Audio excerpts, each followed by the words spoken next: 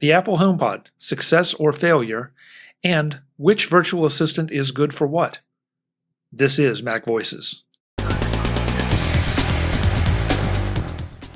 This edition of MacVoices is supported by Smile, the makers of Pdfpen and Pdfpen Pro. PDF editing for your Mac, iPhone, and iPad. Find out more at smilesoftware.com/podcast. Welcome to MacVoices. This is the talk of the Apple community, and I'm Chuck Joyner. Folks, this is part 3 of a MacVoices live discussion, but this part really had nothing to do with the first 2 parts. In those parts, we covered virtual desktops and cloud services, both commercial and personal. This time around, though, we start talking about the Apple HomePod, whether it is a success or failure, and the quality of virtual assistants in general. So I'm going to take you right back to the panel, and we'll get started. Guys, we're going to run over again. I hope you don't mind. I hope the audience doesn't mind. But there was one other topic I wanted to definitely touch on because it seems to have generated a lot more interest than I would have thought, and that's the HomePod, or the now lack of the HomePod, the full-size HomePod. I know if you're listening to this live, then tomorrow, Wednesday, you will hear Kirk McElhearn and I talk about it just a day or so after the announcement was made. If you're listening to this particular show in the feeds, then you need to kind of go in reverse and find it. But I do want to throw it out to this group because I'm sure there are a bunch of diverse opinions here. So Frank, I'm going to start with you this time. HomePod, good, bad, and different. Are you sorry to see it go? Do you have one? No, I don't have one. I think the marketing of the whole thing was wrong. Apple usually starts with the customer, the average consumer. Then they go pro. HomePod was basically, in my opinion, fighting the Sonos demographic, whereas the Mac Mini is more fighting Alexa or Echo. So they had some great technology in there. The one thing, though, that I do wonder, though, is they learned so much and they spent so much money on audio that something in the back of my head says they've been working on something. I have no clue what for years, that somehow they learned stuff from that and they can apply it to whatever this next iteration of whatever they do with computational audio is. Because I know the AirPod Pros, I use those all the time. It's like, if you think of the technology, just an AirPod Pros, if you're watching something in surround sound, or as they like to call spatial audio, but it's actually Dolby Atmos, or there's 1,000 different names for it. It's really high-tech stuff. And so I'm wondering what they've learned in creating all that stuff for HomePod Pros. AirPod Pros. Well, no, HomePod. I'm sorry. Because, like I said, that is like a Sonos audiophile level. I can't see them just letting all that work just slip away. No, they've got to be coming up with something. I don't think they are, though. Kelly nailed it. The computational audio, the computational audio went into the AirPods. The computational audio is in the over-ear headphones. I don't remember what they're called. But those AirPod Pros, the AirPod Max, oh my God, you're charging what for headphones? Those. Yes. Yeah, so they all of the stuff that they're learning about audio has continued to be put into things. Like there's computational audio in the HomePod Mini I have upstairs. And I think it's interesting. I think part of the problem that you're talking about is correct, that they didn't solve for the right market. Like when Brian and I talked about this on Daily Observations, Brian has 4 of them, I think, the full-on HomePods. And, and for him, if he were to replace them because one of the things that he wants out of them is the high quality audio, then he's looking at going to a Sonos system, because Sonos is your high-end wireless speaker that you can AirPlay things to. If what you are trying to do, if what you are solving for is no longer having the A-Lady in your house, then the HomePod Mini is a really nice way to solve for that. If what you primarily want is the assistant, and then additionally, the assistant can play music that sounds better than the freebie Bluetooth speaker you got from that thing that time, it does definitely sound better than that. But I think the part of this that no one is talking about is the part that to me is the most interesting, which is the other thing we mentioned on Daily Observations, which is Apple, who has a long and storied history of selling a product until the heat death of the universe for that product. They sold the Mac Mini for 4 years, and then with the exact same everything in it. And then they gave it a tiny little update in 2018. It's now been another 2 years. We haven't seen a peep out of getting any sort of update. Like, we got the M1, but like there was no further update from the Mini. And last week, late on Friday, or a week and a half ago, I guess, on Friday, Apple killed the iMac Pro. And then this last weekend, they killed the HomePod. And for a company that sold us the iPad Mini like it's a legitimate thing for way more years than it was a going concern, I don't understand how that company is also the company that just killed 2 products in 2 weeks. What I'm wondering about is everything happens in threes. They killed the iMac Pro. They killed the HomePod. Mm-hmm. What would be the third thing that would go? Yeah, I don't know. Okay. iPod socks. But I mean, just with the everything with doesn't the happen in HomePods, threes. with the HomePod, I have 2 HomePods. I have them in pairs. I really enjoy them, and I think I'm very much looking forward to when Big Sur 11.3 comes out, because I've already been testing with beta and being able to play them in pairs finally, because I have never been able to do that with my Mac. So, but I mean, I thought it was a good product. I was happy with the fact that the sound was just amazing.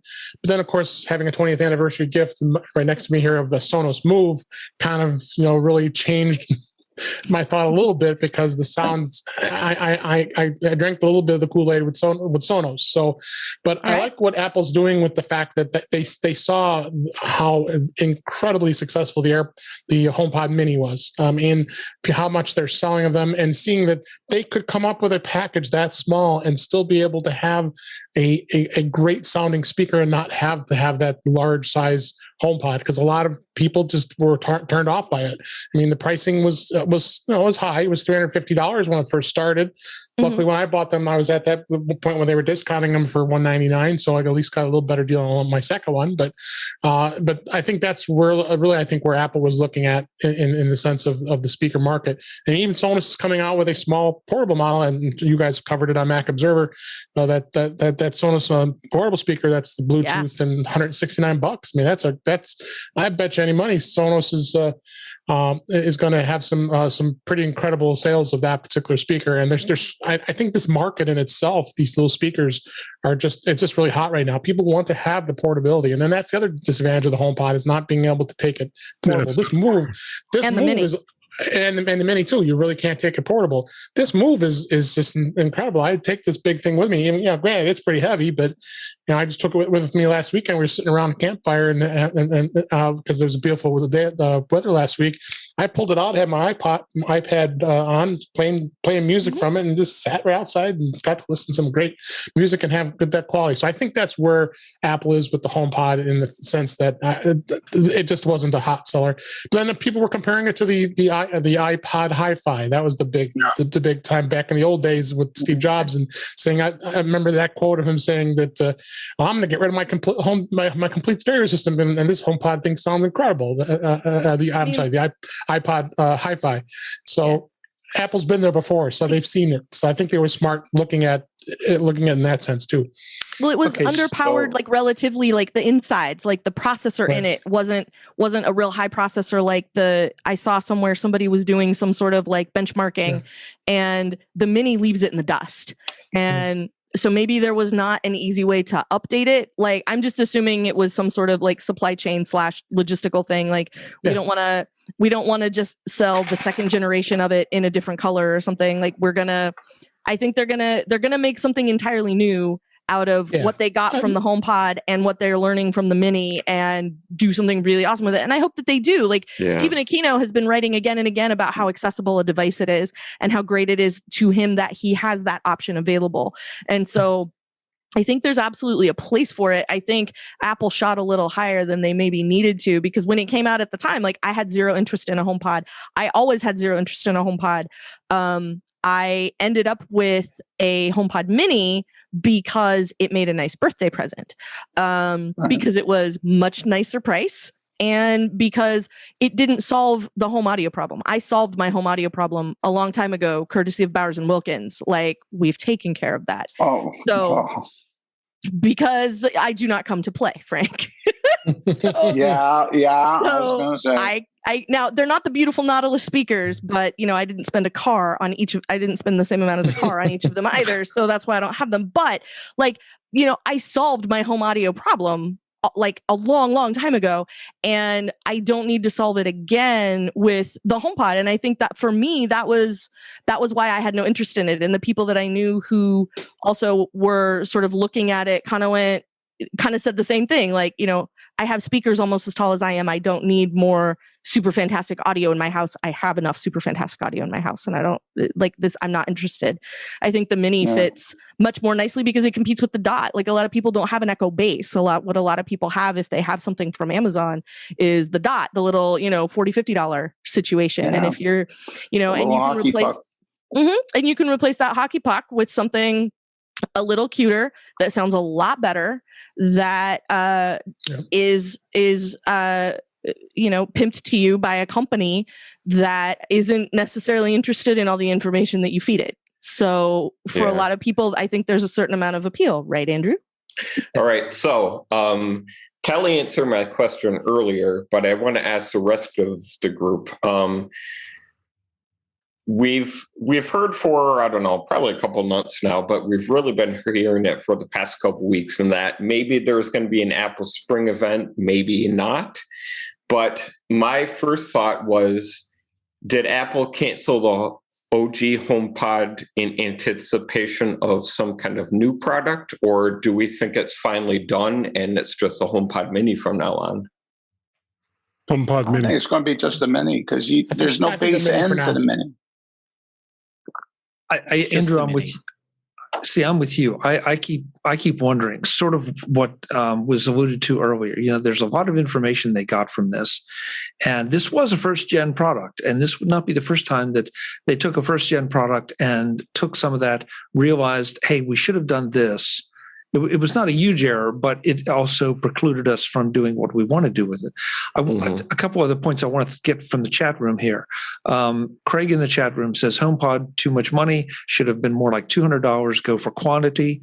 Look how the Mini took off. And also said, remember when first came out, it was $350, quickly went to $299, should have been $200, the price they sold on sale frequently. Webb says, I thought it was interesting that Apple quit the USB charger for the iPhone, but it included it with the HomePod Mini. And I kind of see your point, Webb, but I think that may be apples and oranges. Yeah. Speaking of apples and oranges, though, or apples to apples, something I never understood was why everyone insisted on comparing the HomePod, not the Mini now, the HomePod, to the Alexa devices, for two reasons. First of all, the Alexa devices sounded terrible. I'm sorry, they just did, And then the HomePod sounded, in my humble opinion, great. But they never would, nobody or very few would ever compare the HomePod to what Frank said, the similar Sonos product, which was priced similarly, and some of the other devices in that class. It's sort of like the AirPods Max discussion we have. Compare it to things in its class and then tell me if it's good, bad, or indifferent.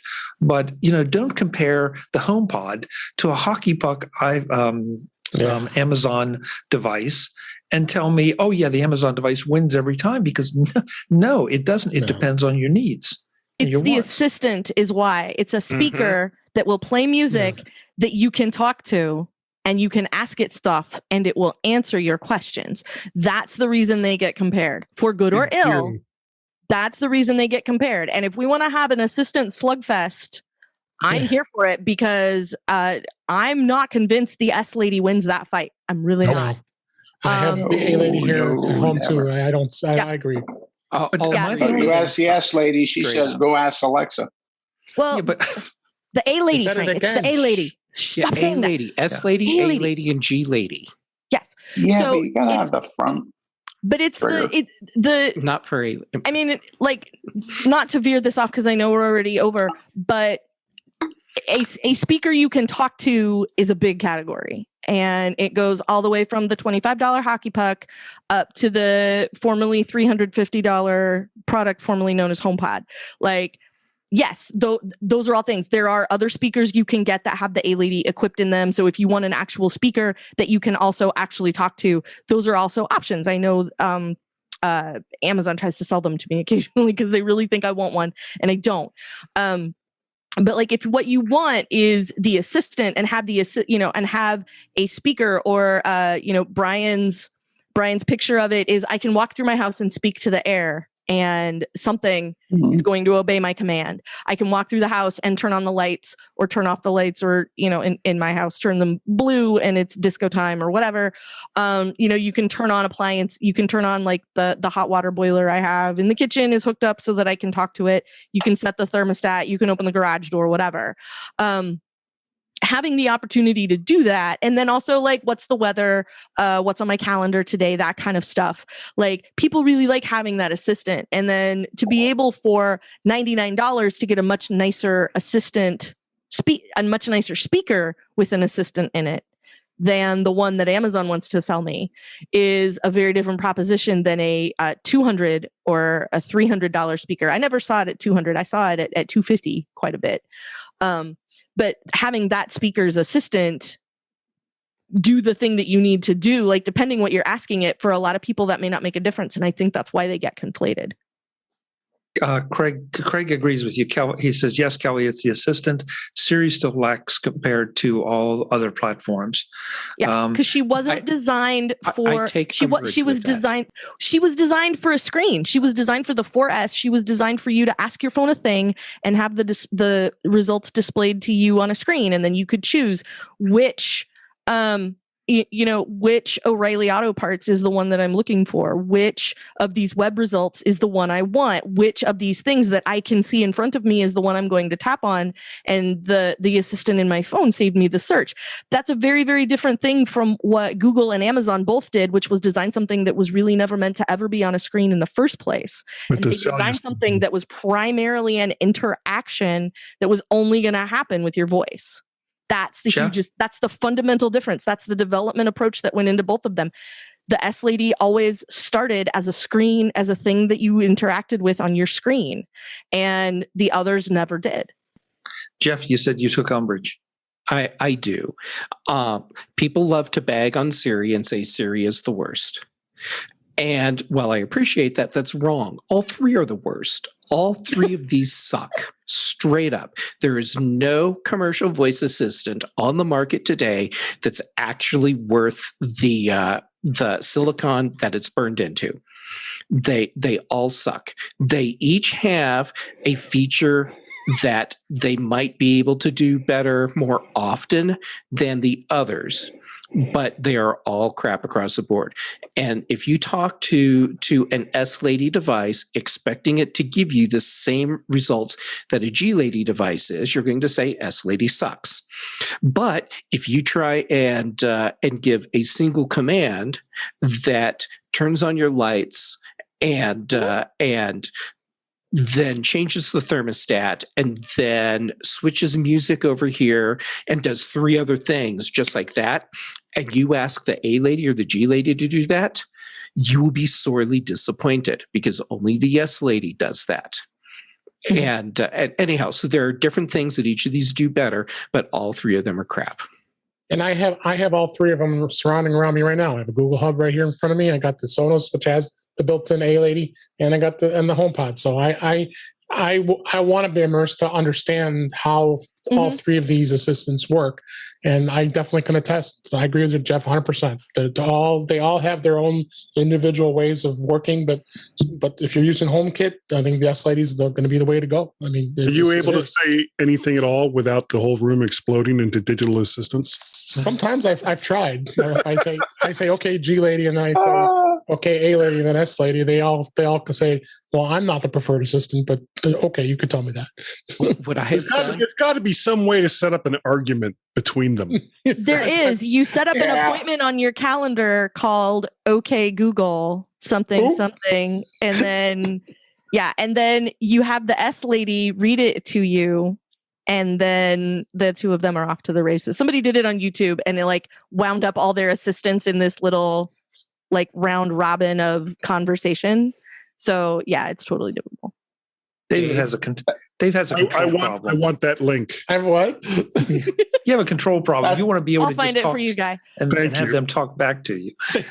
Chuck's replacing us with them so that he can do it. This edition of MacVoices is supported by Smile, the makers of world-class software like Pdfpen and Pdfpen Pro. Today, I want to tell you a little about Pdfpen's annotation capabilities. That sounds pretty basic, right? Well, it is. Adding your thoughts to a document is a basic use for PDFs. What makes Pdfpen different is the wide variety and control you have over your annotations. Highlighting, underscore, or strike through are the obvious options. But what about adding your own text, images, or signatures? Or freeform circles, rectangles, or any scribbled shape that you can devise? Don't want to write anything down? Make your annotations in audio by recording or playing back your thoughts on the document. Or just make a correction yourself if it's a simple typo using the editing feature. Notes, comments, and even cloud annotations are all supported. And of course, if you're using Pdfpen for your iPad,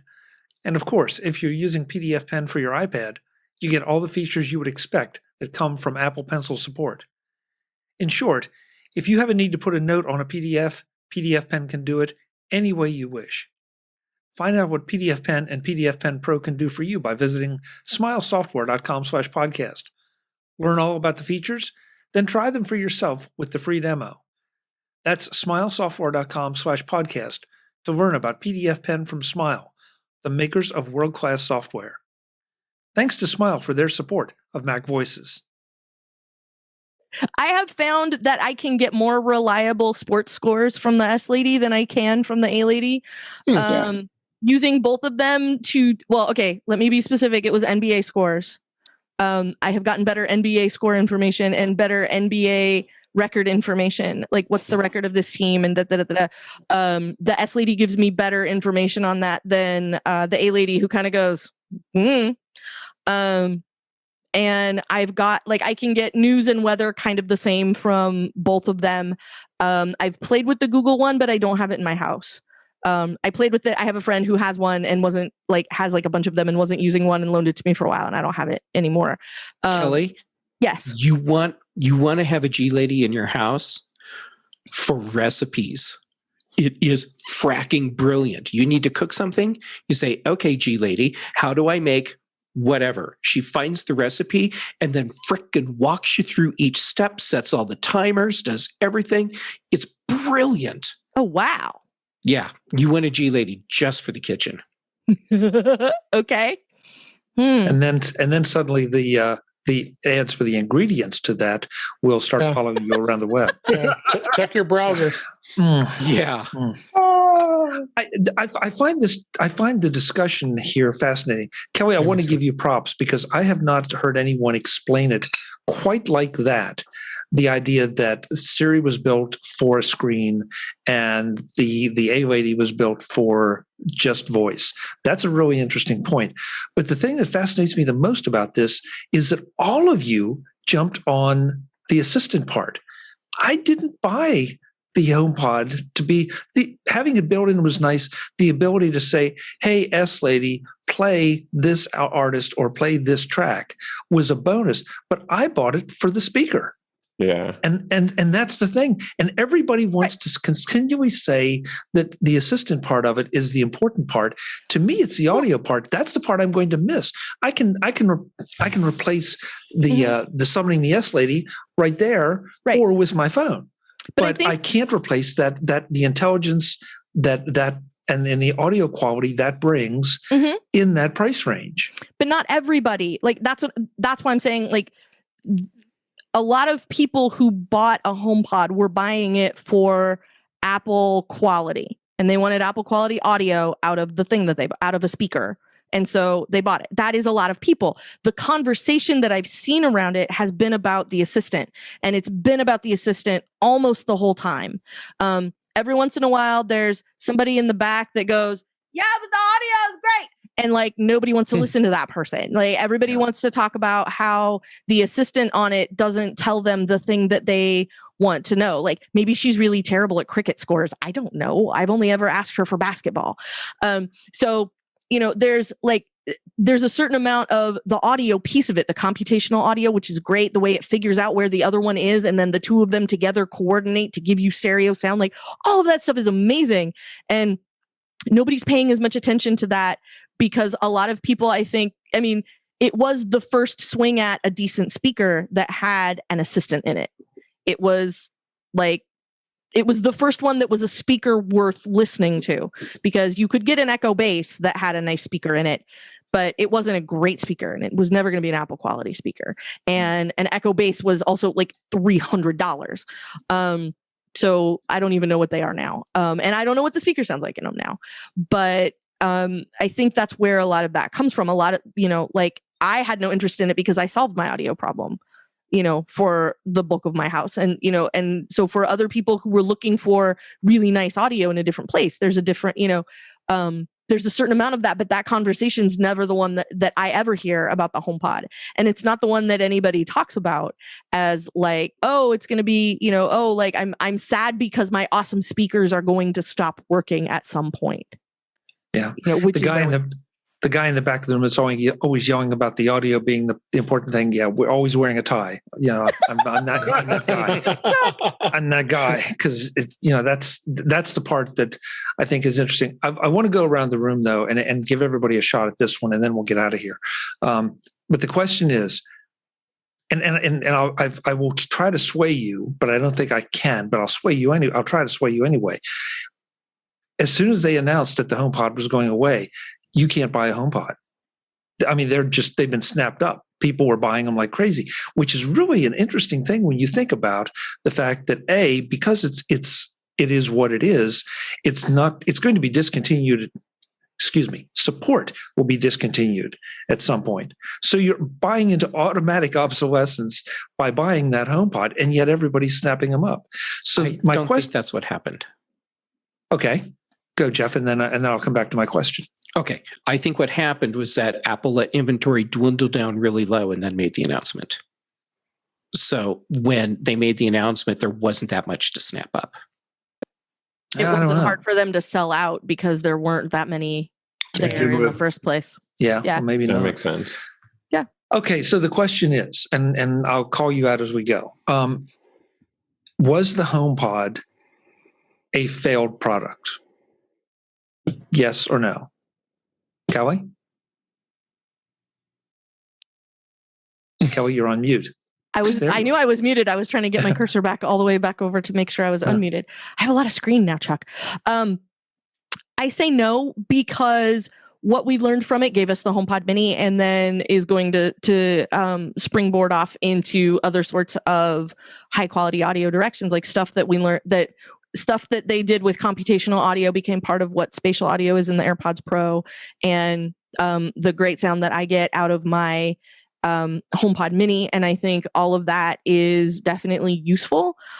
Just like I think the original iPad was useful, even though it didn't have a camera in it, a front camera or a back camera.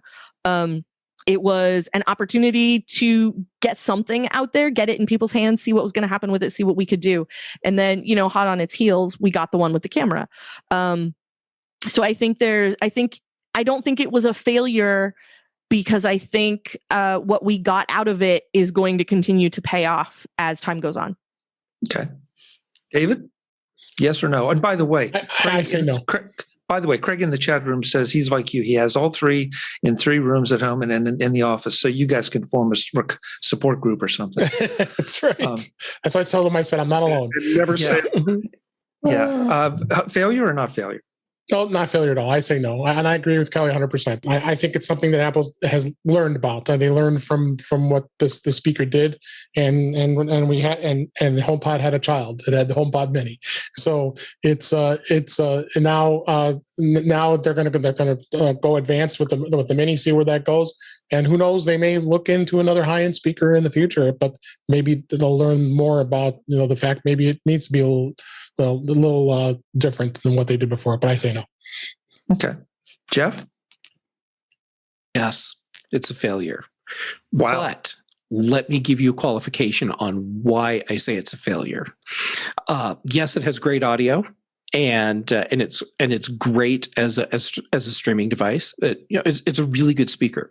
It's a failure because it did not do what Apple intended, which was first to sell well, and second to be an important part of their overall strategy to take over our living room.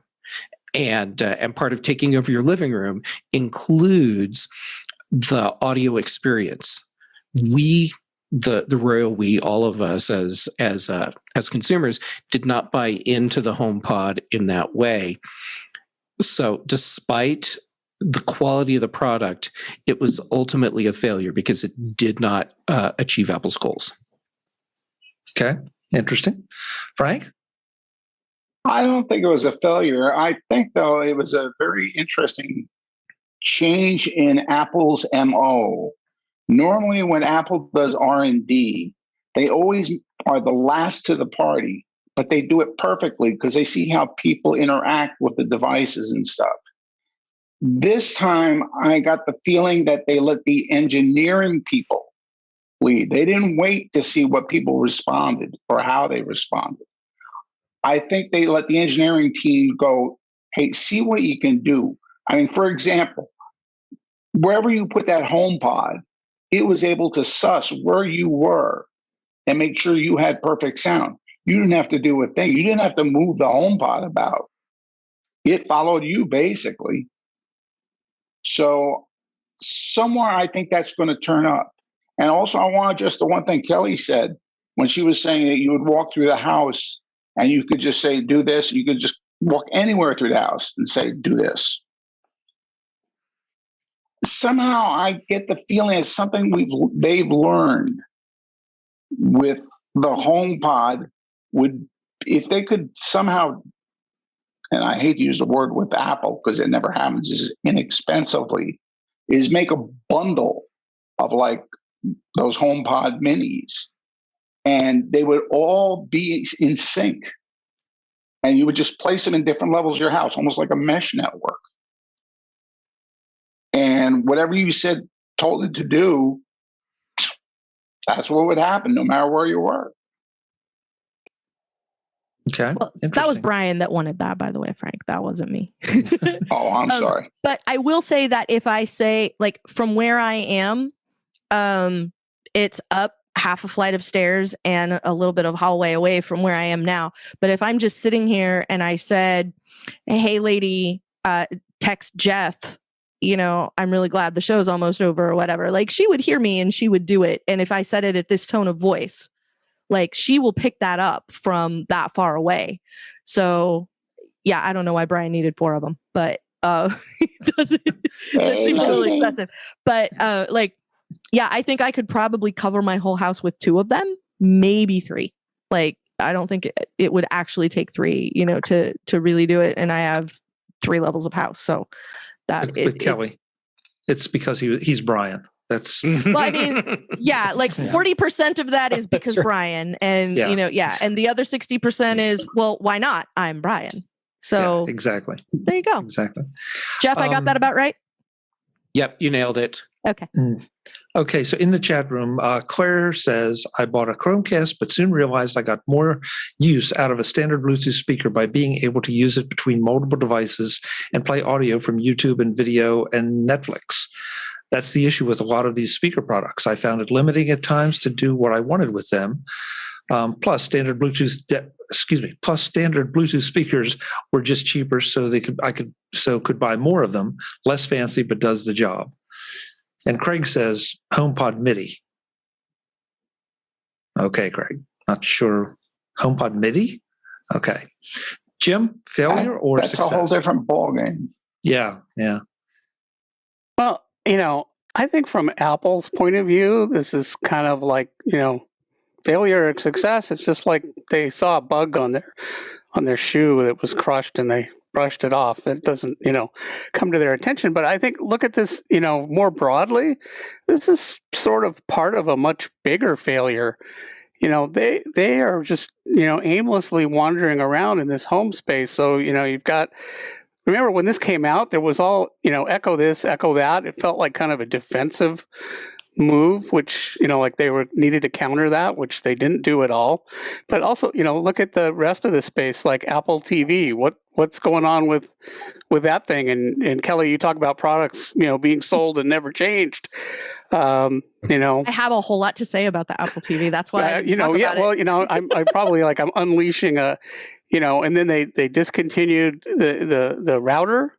That seems like that could have been nice, like a HomePod that also did routing, and somebody mentioned mesh. You could put these around your house, and you could get audio, and you could get Ethernet. It'd be a great iCloud Home into it. Yeah, and the whole HomeKit, where's that going? It seems to just be wandering around, and this whole part of it, they don't seem to have any strategy. We have no idea. Are these products all going to go away? Next week. It seems like they should have somebody pay attention and really pull together. And they've got a lot of pieces here and there, but that to me seems like the failure, that they're just sort of piecemealing, and each little piecemeal effort doesn't really go anywhere. And they're the biggest player in the market. They should coordinate and use that to and it also seems like it kind of showed off that Siri sucks. It really emphasized, and there were a lot of jokes at the time when it came out. Look how bad Siri is. So, yeah, I guess from that point of view, I don't know. I don't have any G ladies or A ladies or S ladies, so I'm probably the wrong one to ask. But Guy, failure, success? Failure. I agree with a lot of what Jeff said. I think that the original HomePod was a product that they put out because they felt they needed to put out a product like that. And the fact that it didn't really sell showed that the market wasn't looking for something like that. And the fact that the HomePod Mini has just sold it in incredible numbers as compared to the original HomePod shows that you don't need to nail the market 100% in order to get a good product out there that people are going to like. The HomePod Mini is the product that people like. It's at the right price with the right performance. Okay. Andrew, failure, success? I actually agree with both Kelly and Jeff, just because I think there's a couple different ways. Yes, the HomePod was a failure because, obviously, just because Apple canceled it. Whatever they saw on their end caused them to say, this product didn't work out and we're going to end it. But if you think about it another way, if audio is their product, then like Kelly said, they took what they learned from that, and whatever vehicle the audio goes to, whether it's a HomePod, the HomePod Mini, the AirPods Pro, I think it kind of was a success at the same time, just because I think they really did take what they learned from the HomePod and kind of spread that to their other products. Okay. I I think it's a success because of what Kelly said. What they've learned from it. I think the fact that the HomePod Mini is as good as it is a testament to some of the things they learned. And I just have one last word to say, and that's HomePod Pro. Okay. I think at some point there will be something coming back. I really do. That could be, but I think it's telling that they just discontinued it. That's that, thinking about it, if they were going to do that, then you'd think they'd drib out with the old one, and then the announcement is, here's the new one. Oh, the old one's discontinued. But, they discontinued the monitor, 6-7 years ago, no monitor. Discontinued the, Ethernet airport, no more Ethernet. So they don't tend to come back into something that they've left. It, could be. I think that would be cool, but But the thing is, they haven't left. They have the HomePod Mini still. They're still going to be going strong, and this gives them an opportunity to reevaluate, like we've talked about with the HomePod. And they also made a very clear statement with the death of the OG HomePod, which is, yes, we're discontinuing the HomePod to focus on the HomePod Mini. Exactly. Now, if they had something else planned soon, they would not have put that clause on the end. Yep. They're letting us know, don't hold your breath for the HomePod Pro, at least not for a long time. Yeah. And not... You just said it, Jeff. Not for a long time. I think it's not going to happen next week, or next month, or maybe even next year. But I think there will be something that comes back that will address some of the lacking of the. Will consumers trust them when that happens? That's a really interesting question. I think it will depend on how long the support rolls for the HomePod. I think that will answer it. I think it'll depend on what it is. I never thought about it like this, but when we talked about it on Daily Observations, Dave Hamilton said, "Oh, I know what it's going to be. It's going to be a sound bar." Yeah, there you go. And if you want to release a nice sound bar in conjunction with a shiny new Apple TV, so that I can outfit my television to watch all your stuff with the appropriate sound, I kind of went, nah. And the more I think about it, the more that seems like something maybe they would do. I don't think they're going to call it a HomePod, but I think if they're going to make another $300 audio thing for my house, I think having it be a center speaker I can hook up to the television is certainly a compelling option, especially if they're going to do something with the Apple TV. That's the only way it makes sense, is if it's in conjunction with something else. So I am frequently... How about a sound bar, a HomePod sound bar with the Apple TV built in? How about a HomePod how about an Apple TV built into the soundbar with then as many HomePod Minis as you wanted to fill out, a 5.1, a 7.1. Did it just get hot in here? A 25.1. Hello. I'm listening. I feel like in conjunction with Apple TV, it would make sense. By itself, I don't think we're going to get anything new. And I think that's where we're focused on the HomePod Mini comes from, is because if they're going to make anything, it's not going to be another round speaker with computational audio in it. I think it's going to be, now that Dave has said that, to me, that feels like it makes a lot of sense. I never would have come up with it by myself, but now that I think about it, if you want to sell me a soundbar that is also the Apple TV, as long as you give me a remote that's worth using, I almost said something that would have made Chuck have to edit. As long as you give me a decent remote, then I have strong feelings about the Apple remote. Then bring it. I'd be happy to add a soundbar to my setup. Interesting. Now that he said that, I kind of can't stop thinking about it, but I feel like there's so much stuff now that hinges on what happens to the Apple TV. That's the thing I really want to find out more about it. So, hey, Kelly, for $6, you can buy a little silicone cover for the Apple TV remote, and it makes it awesome. I have one. It makes mine glow in the dark. Ooh, mine doesn't do that, but I got the glow in the dark one because that's my problem. I have a black leather couch, and that remote vanished more than once. So not great. Yeah, I'm gonna start wrapping this up, Kelly. Yeah. But I want to give the last word to Claire in the chat room. Apple learning, because I think this is a really good point. Apple learning about speakers is a good thing. If anything, that tech has transitioned into their laptops in better audio experience, transitioned into their headphones. It's moved into other tech, which is a great point. With the price of televisions dropping worldwide, would it make sense for them to invest more time in home cinema market with sound bars, et cetera, or an Apple TV that has a display? I don't think so. Well, Claire, we will see. We will see. Yeah. Guys, this has been a really, we ran over it. It just, we can't stop talking because it's such a great conversation with so many great people. Yeah. I think it's that we just can't stop talking.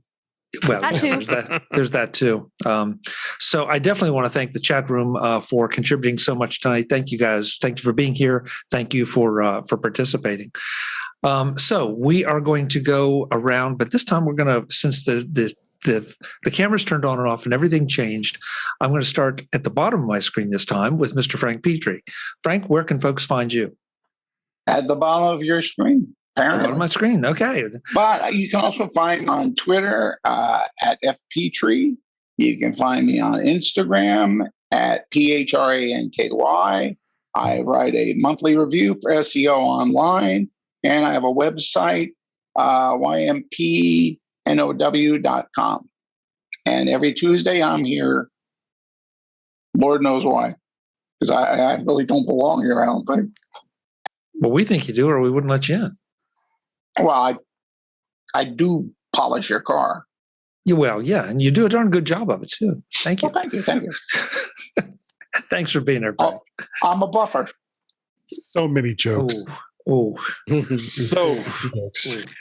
Yeah, no, let's not go there. Andrew, where can folks find you? So I am a writer at the Mac Observer. That is macobserver.com. We write mostly about Apple, but we do cover other subjects too, just technology. Kelly and I also do a podcast as part of our Daily Observations podcast. Every Friday, we have a special one called Security Friday, where we talk about security news of the week and whatever helpful tip we can come up for our listeners. Great. Thank you, Andrew. It's always a pleasure. I hope they didn't scare you away again for a while. Yeah, they did. Did they? Okay.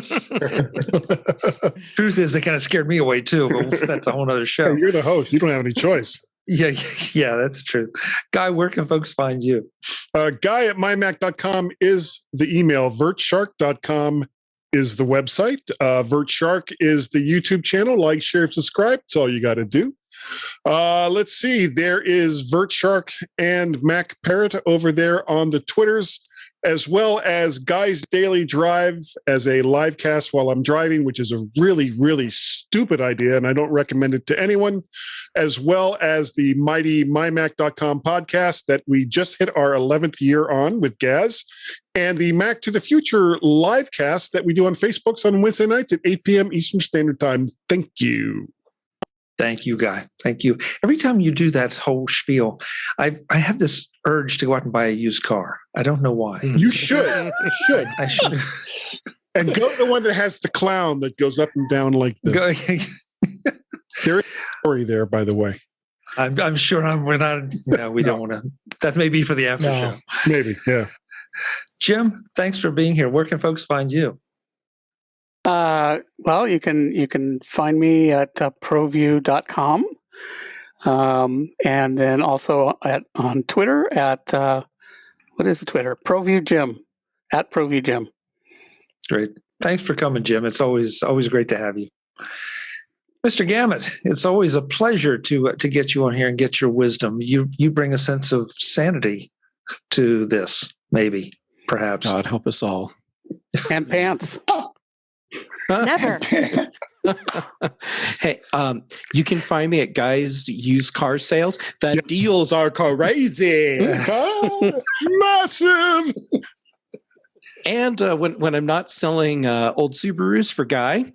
Studebakers. And Studebakers. Yeah, special deal on a Hudson this week. Yeah. Okay. Twitter and Instagram. I'm Jay Gamet, both places. Here on MacVoices Live at times, Big Show and Mac Show on Thursdays and Fridays. All this week, I'm on macOS Ken. And the Tuesday episode, we talked about HomePod. So if you want to get more HomePod talk, there you go. Great. Thanks, in a few Jeff. minutes. Oh. Yes. Got it. Yes. David, where can folks find you? Find me at In Touch with iOS at intouchwithios.com. You also can find me here on MacVoices Live as we're talking. Mac to the Future Go live cast with Guy and Warren on Wednesday nights. And also president of the Suburban Chicago Apple Users. And do have some fun times doing that. And you can find me on the Mac Show on the British Tech Network, as well as on Twitter, Instagram at DaveG65. Thanks for having me. Hey, thank you for being here, David. Last but absolutely not least, Ms. Kelly Guimont, who is still holding forth in the top corner of my screen. Kelly, where can folks find you? You can find me on Twitter as Verso. You can find me 4 days a week hosting the Daily Observations podcast over at macobserver.com. On Fridays, it turns into Security Friday, as Andrew already told you. And you can find me over at The Incomparable, where I'm occasionally talking about Star Wars and sometimes about other stuff. Like the last thing I did over there was the season wrap-up about WandaVision. Great. Thank you. And I have to say, Craig put in the absolute bottom line comment. That's why they did HomePod, so the Apple car could have a good sound system. That's key. No, that was me, wasn't it? All makes sense now. That says I get it. Yeah. That says it all. Folks, I'm Chuck Joyner. This is MacVoices, MacVoices Live. We do this Tuesday nights, 8 p.m. Eastern, 5 p.m. Pacific. Other times, wherever you happen to be, we would love to have you join us. You hear that we call the chat room out. We absolutely love what they bring to the table. So join us again. And if you're watching this in the feeds, definitely check it out. Check out my conversation with Kirk McElhearn, which will be released tomorrow because we cover a lot more of the HomePod. And he takes a bit of a different angle on some of this. So you'll want to check it. That's it. I'm Chuck Joyner. Thanks for watching. Visit MacVoices.com for show notes and to connect with Chuck on social media. Get involved in our Facebook group or like our Facebook page, and get more out of your Apple tech with MacVoices Magazine, free on Flipboard and on the web. And if you find value in it all, consider supporting us through either our Patreon campaign at patreon.com/MacVoices or by making a one-time donation via the PayPal link on our front page and in the show notes of each episode. You will join these fine people who help bring you Mac Voices.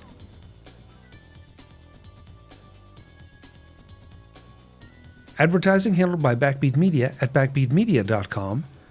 Bandwidth provided by CacheFly at cachefly.com.